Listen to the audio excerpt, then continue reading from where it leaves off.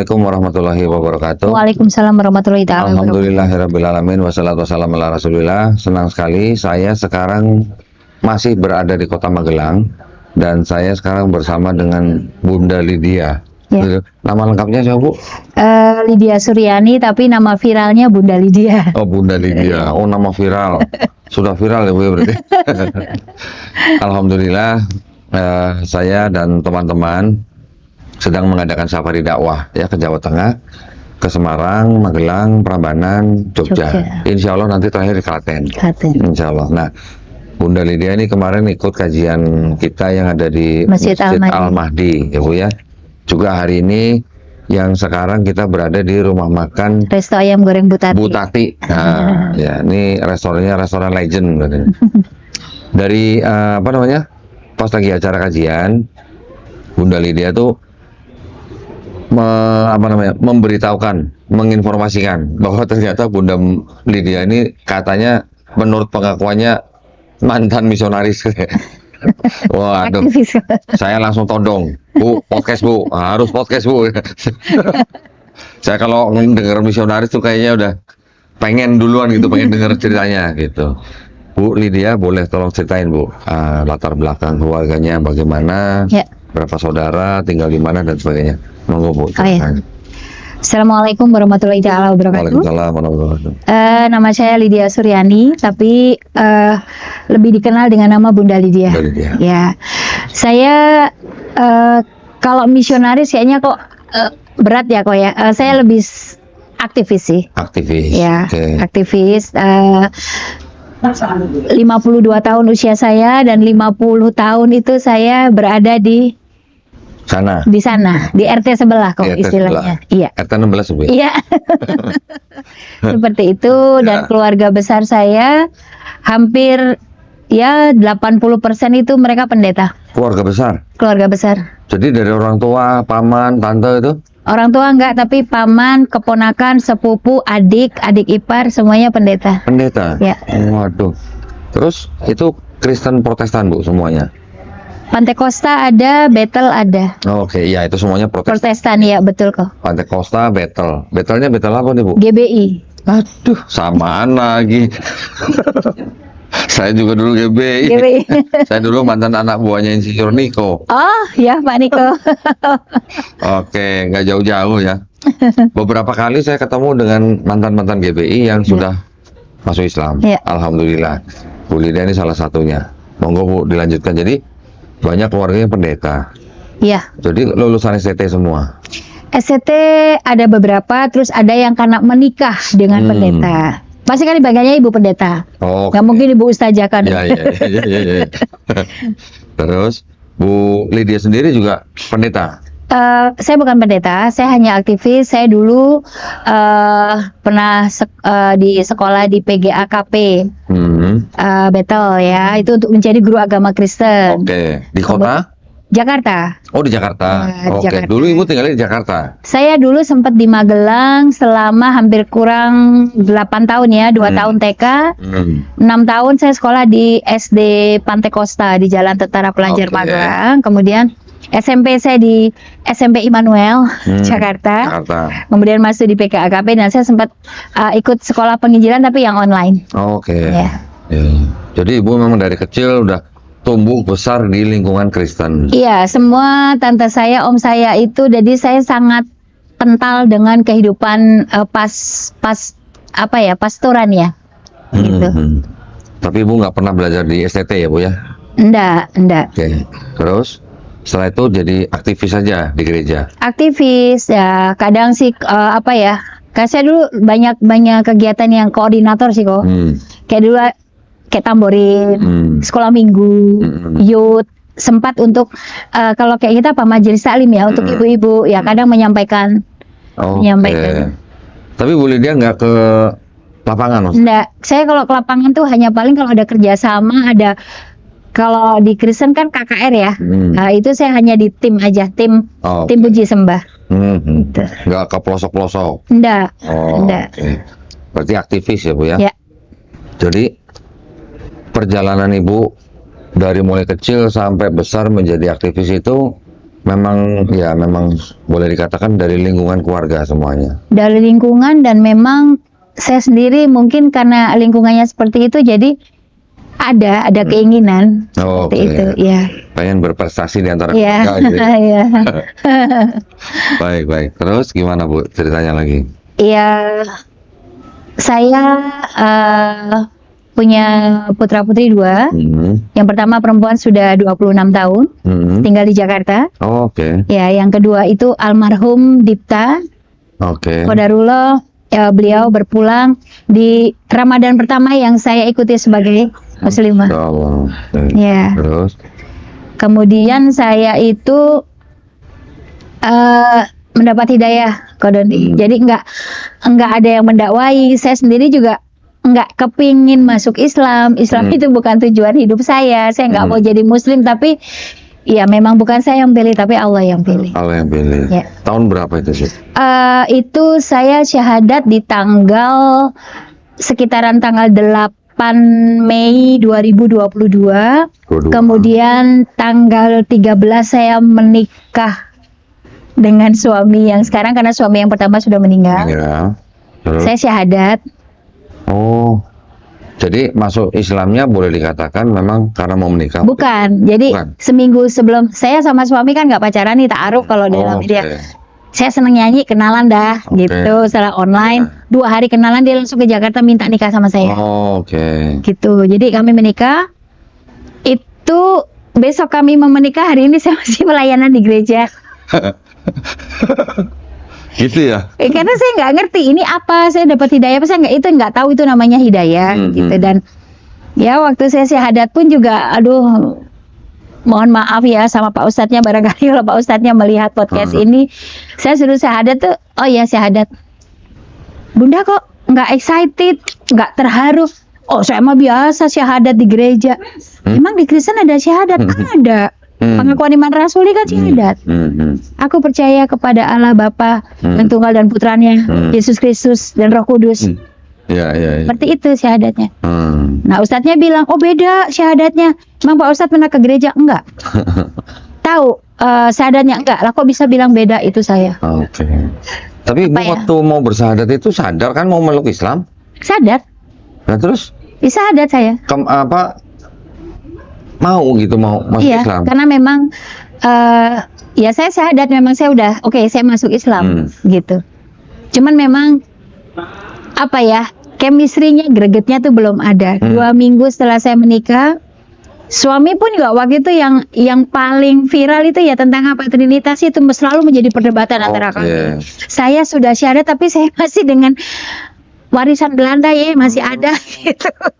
Jadi Ibu maksudnya gini, Ibu ketika bersyahadat, Ibu sebenarnya sudah sadar bahwa Ibu harus meninggalkan Trinitas, tapi Ibu belum bisa meninggalkan. Sudah, cuman suami waktu tanya, kalau Trinitas itu dalam konteks Kristen itu seperti apa? Jadi saya menjelaskan, ya sampai akhirnya saya karena sudah meninggalkan itu, ya pengetahuan saya tentang Trinitas Allah berikan hidayah seiring berjalannya saya belajar dengan kristologi kok. Oke.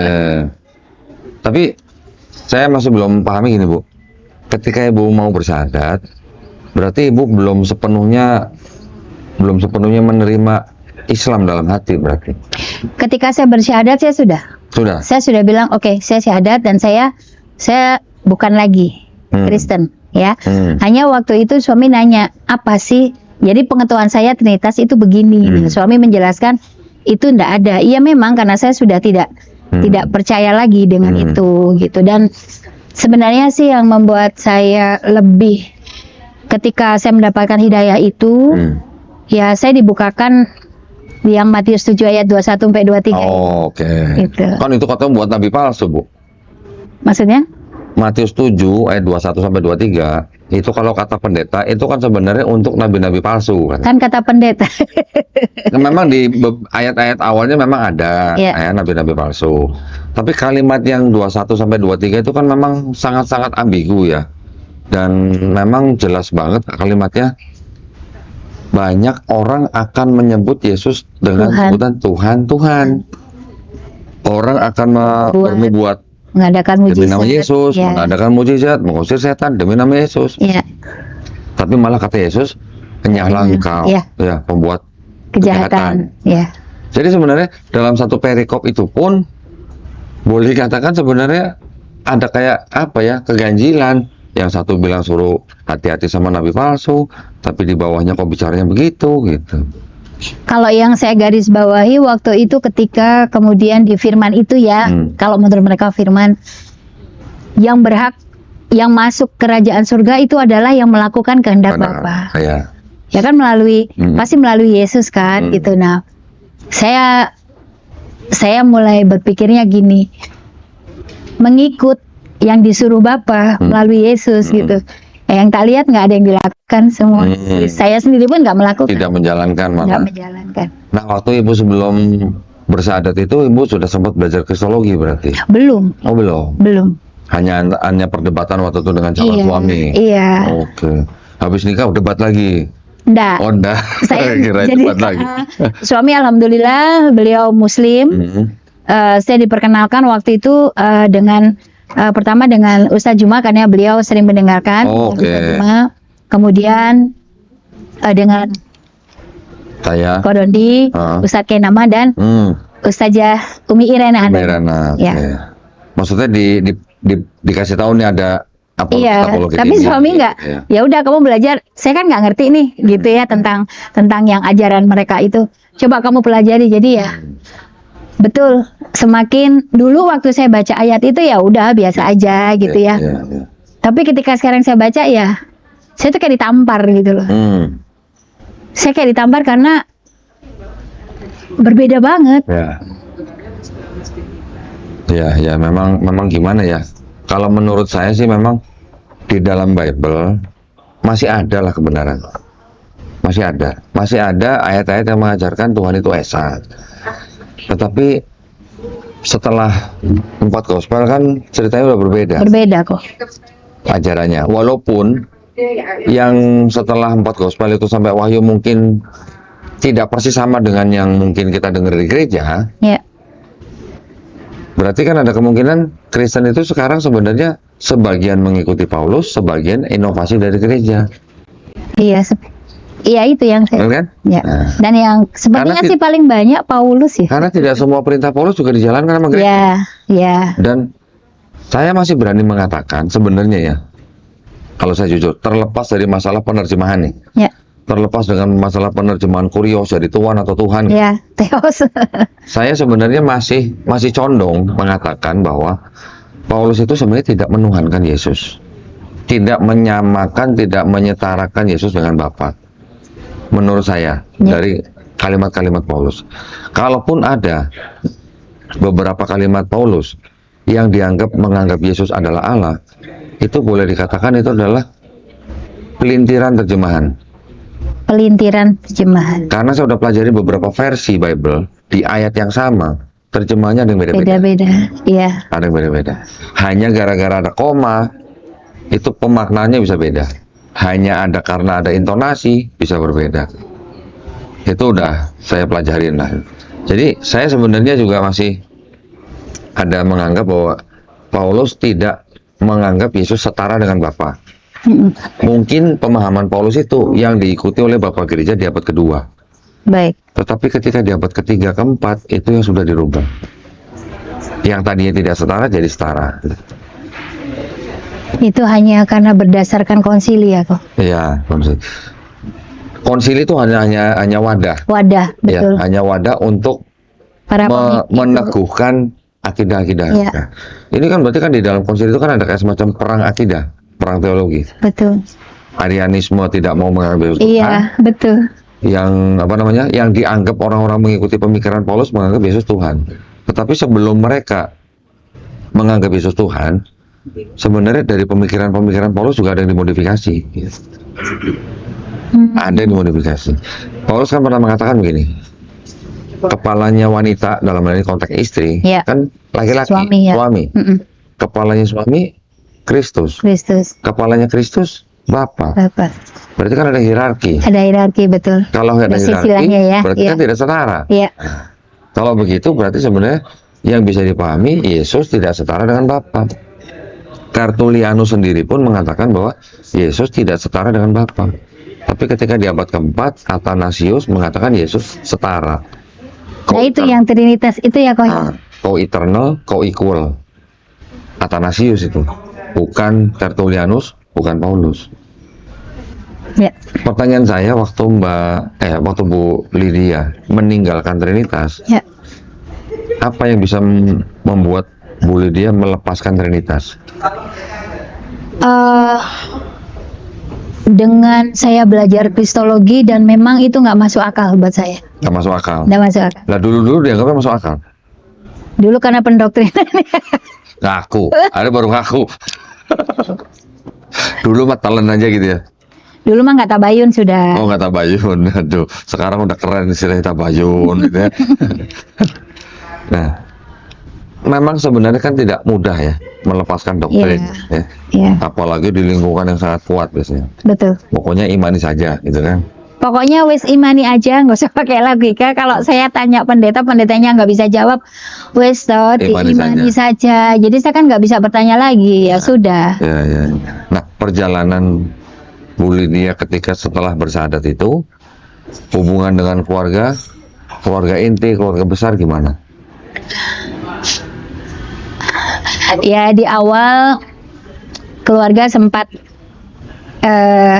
intinya saya sempat terisolir. Bahkan anak saya sendiri memblokir saya. Oh gitu. Ya anak saya 2, yang pertama memblokir sampai qadarullah adiknya berpulang. Keluarga datang untuk bertakziah. Kebetulan saya sekarang tinggal di Magelang, keluarga besar juga di Magelang. Tapi ada salah satu permintaan dari salah satu saudara, mau berdoa acara abad terserah tapi dimakamkannya secara Kristen. Itu masih ada ya jenazah anak saya bilang enggak. Oh, berarti kan emang udah punya KTP? Belum, masih umur 9 tahun. Belum kan? Belum. Ya berarti itu sebenarnya kan di bawah kuasa orang tua harusnya. Betul ya, karena mereka ya masih berharap lah. Ya mungkin saya tamparan terbesar ya bagi keluarga gitu. Kamu tuh udah tahu kebenaran, udah tahu ini gitu. Saya tuh disihir, saya dicuci otak gitu, enggak. Dituduhnya begitu. Dituduhnya seperti itu. Bahkan ketika putra saya qadarullah Allah panggil, itu ada satu bilang gini, Bunda, Dipta itu meninggal karena kamu meninggalkan Yesus. Apa hubungannya? Oh gitu. Ya saya waktu itu hanya diam. Cuman kalau waktu itu saya masih dalam RT 11 saya udah nyerocos tuh kok. Nggak terima saya. Saya dengarkan, oh gitu. Oke baik, sekarang saya balik. Andaikan saya tidak masuk Islam, apakah saya tetap hidup dan anak saya hidup kekal? Kamu juga Kristen, tahu masih Kristen? Meninggal nggak? Meninggal. Terus konteksnya kamu ngomong gitu kenapa? Saya bilang sama tuh, saya nggak pernah meninggalkan Yesus. Saya loh pengikutnya Yesus. Kamu yang ninggalin Yesus. Kenapa? Karena kamu menyembah Yesus. Saya sekarang udah nggak nyembah Yesus sebagai Tuhan. Ya dia nggak berani tanya lagi. Dia bilang, nggak ngomong sama lu ntar gue syahadat. Gitu. Ya nggak apa-apa, emang kenapa? Saya bilang, ya akhirnya saya diblokir kok. Oh, diblokir. Ya. Dari situ ya. Terus? Ya karena banyak kan mereka, saya enggak pernah gini. Ini loh aku sekarang aku udah Islam gitu. Yuk tanya, enggak. Karena saya sendiri, ya Allah saya nih belum punya apa-apa. Saya benar-benar insya Allah saya lillahi ta'ala. Saya bisa ini semua karena Allah. Malah banyak dari teman, keluarga, bahkan orang-orang yang tahu saya tuh mencoba. Jadi mereka yang stres sendiri gitu loh kok. Mereka tuh yang Kemal, tahu Kemal ya? Kepo maksimal. Gitu. Nih seorang Lydia. Kirain Kemal Nasution teman gua. Terus? Ini Lydia kayak apa nih gitu. Saya bilang ya saya gini gitu. Jadi mereka berusaha dengan ya doktrin-doktrin mereka lah, Trinitas lah. Ya tentang Yesus sendiri lah, seperti itu. Saya bilang tidak. Aku bilang begitu kan. Sekarang gini, sebenarnya permasalahan pokoknya kenapa sih banyak, saya juga sedih gitu ya, banyak bahkan Oke lah kalau dari mereka yang memang terlahir Kristen, tapi ada yang memang sudah terlahir Muslim, pindah hanya karena beberapa hal yang itu sudah menjadi tanda kutip. Ketika saya dekati, kenapa kok? Ya itu karena mereka tidak punya pembentengan akidah yang kuat. Gitu loh. Ini yang membuat saya jadi miris gitu ya kok. Gitu. Jadi saya bilang sama suami, saya mau belajar, tolong bantu saya bilang gitu. Jadi sekarang saya pelajari Al-Quran, suami saya pelajari Bible. Gak apa-apa, nanti bisa saling isi. Dan dia bilang gini, Yang, manggilnya Yang gitu ya. Iya. Yang ini kok di Bible begini? Ya begitu. Terus, lah mereka mempercayai. Ya makanya saya enggak pernah mau bawa ayat Al-Quran. Mereka nggak tahu. Ya udah kalau mereka tanya ya saya balikan dari ayat Al-Quran, dari ayat Bible mereka sendiri. Iya. Biarin mereka baca gitu. Nah kalau mereka bingung, ibaratnya gini ya, lah lu yang nanya sih, lu yang bingung gitu. Padahal ayatnya dari Bible sendiri malah ya. Iya. Makanya pada waktu kita menggunakan Bible itu, saya juga sering berpikir di dalam Bible itu masih ada kebenaran. Asal dilihat dari kacamata yang netral, tanpa doktrin. Tanpa doktrin. Tanpa doktrin dulu. Jadi membaca Bible kalau tanpa doktrin itu tidak akan membawa orang jadi Kristen, tapi akan membawa orang jadi Islam. Ya itu sih. Saya berani ngomong gitu. Ya. Benar. Itu yang saya dapatkan sekarang. Cuman saya syahadat dulu ya. Ya. Baru saya mempelajari. Iya, ya nggak apa-apa. Saya pengennya itu mereka sekarang mempelajari, tahu. Ya. Makanya ketika ada orang datang ke studio saya ngobrol, katanya mau diskusi atau konsultasi, mereka orang Kristen, saya tanya Kristennya apa dulu nih? Karena kan beda-beda. Ya. Iya kan? Ya. Nanti takutnya kalau saya main langsung kasih argumen, nanti ternyata nggak masuk, ternyata mereka nggak mau percaya, malah kan saya malu gitu. Saya tanya dulu, dulu nih. Yang saya buka Bible semua. Bible dulu semua. Setelah kita setuju bahwa di dalam Bible ini ada kebenaran yang bercampur dengan kebatilan, baru yuk kita cari yang nggak ada kebatilannya. Baru Quran belakangan. Kalau Bible belum tuntas, saya belum berhenti. Ya. Terakhir yang Kodondi podcast dengan Pendeta Henoh ya. Oh, bukan podcast itu, debat itu. Debat itu ya. Oh iya. Ya itu saya baru tahu ada. Kok kitab suci bisa disisipin ya kok? Aneh. Tapi memang iya, dulu Mbak Putri itu kan Bible-nya itu tahun 1050-an lah. Itu dengan saya yang 1950-an lah, sekitar segitu. Itu bahasanya masih pakai ejaan lama ya. Iya. Tapi kalau ejaan kan hanya misalnya yang DJ. Iya. Sama yang juga. Kan bacanya sama, hanya cuma hurufnya aja. Kayak Soeharto dengan Soeharto kan sama ya. Nah kenapa di Bible yang setelah usia saya itu beda artinya. Tapi ya saat itu saya tidak pernah menyelidiki enggak.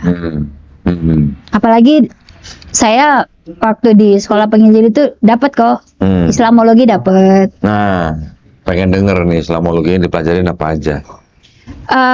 Waktu itu lebih banyak tentang, kalau yang sekarang siroh ya, sirohnya Nabi Muhammad ya. Ya, jadi bahwa Islam itu jahat, bengis, kejam, porno. Porno? Pornonya dari mana? Dari Nabi Muhammad. Karena banyak istri? Iya. Oh. Terus? Gitu. Kalau dari tentang teroris, jahatnya itu tentang peperangan. Gitu. Disebutkan di situ tidak orang Alkitab, tapi orang Kristen tuh enggak pernah perang itu menghabisi gitu ya. Perang udah menang ya udah gitu. Waduh. Nah terus lihat nih di Islam, memang waktu itu saya dapat gitu ya. Tapi kan itu menurut mereka, saya belum baca sirah secara langsung, hanya di doktrin seperti itu. Ditumpas habis, bahkan sampai nggak ada, ibaratnya kayak semut aja kudu mati gitu lah. Keledai. Nah saya jadi itu ketika saya baca, ketika bangsa Israel melawan Amalek, itu difirmankan tumpas habis, jangan sampai Ya. ada tersisa. Itu keledai. Ya. Tetapi ketika saya mempelajari sirohnya Nabi Muhammad, ketika Sallallahu Alaihi Wasallam itu ketika Nabi dan pasukannya itu menyerang satu negara, dan itu nggak langsung nyerang ya, Ya. ada Ya. diplomasi, nggak mau ya udah jalan terakhir perang. Ya. Itu pun Nabi masih berpesan kepada para pasukannya, kalau udah menang lindungi, bahkan pohon aja nggak boleh Nggak boleh dirusak. tebang. Malah kamu harus kalau ada nih penduduk yang misalnya, oh nih mentang-mentang dia jajahan gitu ya, nih pasukannya ya udah dah aji mumpung Aja gitu, ngomong. beritahukan kepada Nabi Muhammad itu, dan ini dihukum. Jadi saya lihat benar-benar negara-negara yang dijajah, bukan dijajah, maksudnya diperangi Islam pada waktu itu, ketika kemudian mereka ada di dalam pemerintahan yang menjajah, Masya Allah, makmur, adil, bahkan semuanya itu tertata rapi. Lah kok ini kontradiksi dengan yang saya pelajari? Iya, beda jauh. Banget jauh. Itu ya. Terus mengenai ajarannya di Islamologi waktu itu diajarin apa? Ya waktu itu akidahnya gitu ya. Terus apa, lebih kepada ini sih kok. Intinya kamu jangan sampai jadi orang Islam, udah gitu aja. Tapi waktu itu belajar Islamologi ada tujuan untuk digunakan untuk memurtadkan orang Islam? Iya, Itu bener? iya. Ngaku ya, ini ngaku ya. Yang aku Ya. mantan pelaku nih. Iya kok. Itu waktu belajar Islamologinya waktu di PGA itu tadi. Enggak, saya di sekolah penginjilan yang online waktu itu. Oh, online. Iya. Oke. Jadi memang tujuannya belajar Islamologi untuk mengenal Islam, bagaimana bisa dimurtadkan gitu. Iya. Tapi saya nggak tahu ya kalau dengan teman-teman X yang lain. Saya waktu itu tujuannya hanya untuk pelayanan aja sih. Oke. Saya nggak terlalu untuk pemurtatan, enggak. Saya lebih gini, kayak anak sekolah minggu, karena saya memang suka anak-anak ya, lebih ke mereka, lebih senang bercerita. Tapi kalau ada orang nanya, ya saya akan jelaskan. Oke. Ya. Ngomong-ngomong, kenal sama siapa? Pendeta Gilbert? Gilbert itu dulu dia kan di ITKI. Pernah satu pendidikan itu? Saya di PGA-nya, beliau di ITKI. Oh, Gitu. itu satu lingkungan. Iya, Oh, iya. kenal orangnya berarti. Nggak kenal sih, cuman tahu karena kami sering dulu pernah kalau ada acara-acara KKR gitu kan, kerjasama dengan Betel toh. Oke. Ya. Ya. Oh gitu ya. Waduh, ini berarti sebenarnya ya boleh dikatakan Bu Lydia ini ya memang terlibat lah ya di dalam kegiatannya, kegiatan misionerinya. Ya. Walaupun mungkin tidak bisa disebut sebagai misionarisnya, tetapi terlibat di dalam kegiatan misionerinya. Ya, karena kami di setiap hari Jumat tuh kami udah pergi ke gereja-gereja yang ditugaskan dari sekolah sampai hari Minggu. Ditugaskan Untuk ada di gereja-gereja GBI waktu itu, membantu pelayanan di sana. Kalau nggak salah, bener nggak mereka bikin kayak acara bimbel gitu? Ada. Itu jadi tujuannya ya untuk pemurtatan, kristenisasi. Pemurtatan juga jatuh-jatuhnya. Mengadakan bimbelnya tuh di mana? Di kampung-kampung? Di kampung-kampung ya, kebanyakan. Kalau di Jakarta saya belum pernah temui. Tapi kalau di kampung ya. Di luar Jakarta? Iya. Bikin acara? Jadi dibuatlah, oh ini kami ini enggak kok, yang Islam juga boleh kok, karena ini kan belajar, gitu loh. Belajar apa? Belajar ini pelajaran biasa, umum, IPA, matematika, seperti itu. Tapi nanti di akhir itu diselipkan, ini ada pelajaran bahasa Inggris juga loh, ada pelajaran bahasa Mandarin juga loh, gitu. Dan ya belajar bahasa Mandarin supaya bisa lebih cepat, bahasa Inggris supaya bisa lebih cepat dengan lagu. Pakai nyanyi. Oke. Nyanyi apa? Oh no.